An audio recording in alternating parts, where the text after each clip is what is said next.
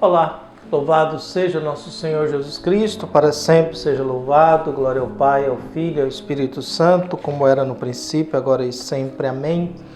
Queridos irmãos e irmãs, paroquianos da nossa paróquia, Nossa Senhora da Badia, Diocese de Cristalândia, graça e paz. Que Deus abençoe e ilumine a todos nós, unidos na fé, nesse dia 6 de agosto de 2024, nessa terça-feira, dia da transfiguração do Senhor. Aqui nos diz: manifestação antecipada da glória do Senhor e profecia de seu êxodo para o Pai. A celebração desse dia traz à luz a dimensão pascal e escatológica da liturgia e de toda a vida cristã. A palavra do Pai pré-anuncia a adoção filial dos que, escutando e seguindo o Filho predileto, se tornam seus irmãos e participantes da transfiguração eterna. A festa de 6 de agosto, originalmente celebrada no Oriente, foi estendida a toda a Igreja por Calixto III em 1457. O evangelho que nós temos é de Marcos, capítulo 9, versículos de 2 a 10. O Senhor esteja convosco, Ele está no meio de nós. Proclamação do evangelho de Jesus Cristo segundo Marcos. Glória a vós, Senhor. Naquele tempo, Jesus tomou consigo Pedro, Tiago e João e os levou sozinhos a um lugar à parte sobre uma alta montanha e transfigurou-se diante deles. Suas roupas ficaram brilhantes e tão brancas como nenhuma lavadeira sobre a terra poderia alvejar. Apareceram-lhes Elias e Moisés e estavam conversando com Jesus. Então Pedro tomou a palavra e disse a Jesus: Mestre, é bom ficarmos aqui. Vamos fazer 3 tendas, uma para ti, outra para Moisés e outra para Elias. Pedro não sabia o que dizer, pois estava todos com muito medo. Então desceu uma nuvem e os encobriu com a sua sombra. E da nuvem saiu uma voz: Este é o meu filho amado, escutai o que ele diz. E de repente, olhando em volta, não viram mais ninguém, a não ser somente Jesus com eles. Ao descerem da montanha, Jesus ordenou que não contasse a ninguém o que tinha visto até que o Filho do Homem tivesse ressuscitado dos mortos. Eles observaram esta ordem, mas comentavam entre si o que queria dizer ressurreição dos mortos. Palavra da salvação. Glória a vós, Senhor. Caros irmãos e irmãs, existem coisas no Evangelho que a gente chama de precedência divina. Precedência divina é algo que Jesus faz como Deus. Caminhar sobre as águas é uma precedência divina. Transfigurar é uma precedência divina, porque a transfiguração é Jesus revelando a sua divindade para esses 3 discípulos, Pedro, Tiago e João. Jesus revelando a sua divindade. Então, o que é o movimento do Evangelho de hoje? Jesus toma os 3, Pedro, Tiago e João, também serão os 3 que estarão no Horto das Oliveiras. Eles veem Jesus transfigurado e depois irão ver Jesus chorando no Horto das Oliveiras. Leva sozinho a um lugar à parte sobre uma alta montanha. Esses dados são importantes porque são teológicos. Levam sozinhos a um lugar distante sobre uma alta montanha.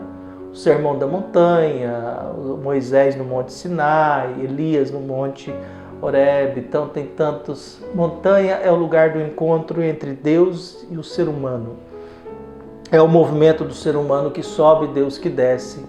Tanto que se você for na Itália, você vai perceber que na maioria dos lugares em que os grandes santos viveram, eram regiões de montanha. Na montanha você fica mais perto do céu e você tem uma visão mais longa de onde você está e do mundo em que você está. Na planície não, você tem um horizonte tal. Na montanha você tem uma visão mais longa. São sinais de... Ali Jesus se transfigura. A descrição é que ninguém seria capaz de arrumar uma roupa, uma veste tão alvejada como aquela. Diante da transfiguração, ali aparecem 2 personagens importantíssimos do Antigo Testamento, Elias e Moisés. A síntese do Antigo Testamento: Moisés representa a lei, Elias representa os profetas. Isso é a base, o centro e o tema do Antigo Testamento. se encontra com Jesus e estabelece um diálogo. É o reconhecimento do Antigo Testamento, que aquelas promessas realizadas lá se cumprem nele. Aí surge Pedro. Lembramos que Pedro é um homem em busca de uma identidade de fé. É um homem ainda procurando uma maturidade de fé. Pedro propõe, dá uma ideia. Escuta, tá bom aqui, vamos fazer 3 templos. Uma para ti, outra para Moisés e outra para Elias. E logo em seguida o Evangelho diz, Pedro não sabia o que estava dizendo porque estava todo mundo com muito medo. E qual que é o equívoco de Pedro? Pedro igualou Jesus com Moisés e Elias. Jesus não é igual a Moisés e Jesus não é igual a Elias. Jesus é igual a Deus. Jesus é o Filho de Deus. E diante da manifestação de Pedro, uma nuvem desce e Deus que aparece. É Deus Pai que aparece. Então o que nós temos nesse exato momento? Viu? Nós temos 7 pessoas. Nós temos 3 discípulos, nós temos Jesus, Moisés, Elias, viu? E Deus falando.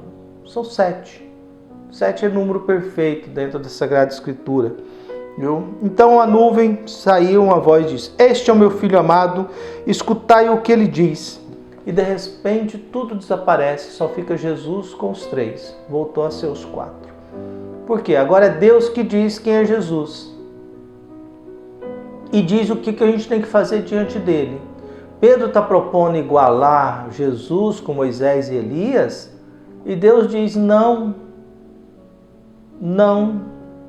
Este é o meu filho amado. Esse não é igual a Moisés, não é igual a Elias. Então escuta o que ele tem a dizer. Escuta o que ele tem a dizer. Nesse mundo que a gente não escuta ninguém, ou a gente só quer escutar o que a gente quer, o que a gente gosta, o que nos agrada, ou o que a gente espera escutar, quando a gente consegue escutar, às vezes Deus vem até nós e diz, escute o meu filho amado. Este é o meu filho amado, escuta o que ele tem para dizer. Ali eles descem para a montanha, a orientação de Jesus, permaneça com vocês até a ressurreição. Mas eles mantêm, obedecem a ordem de Jesus. Mas eles perguntam, o que é ressurreição? Porque ninguém sabia o que era ressurreição. Ninguém tinha noção do que seria uma ressurreição. Então, na insegurança, eles mantêm, mas não sabem o que é isso. Depois irão compreender. Então, que Jesus transfigurado abençoe e ilumine a todos nós e que Deus possa dizer sempre a cada um de nós, nos apresentar o seu Filho e dizer, escuta o que ele tem a dizer. Um abraço, até mais.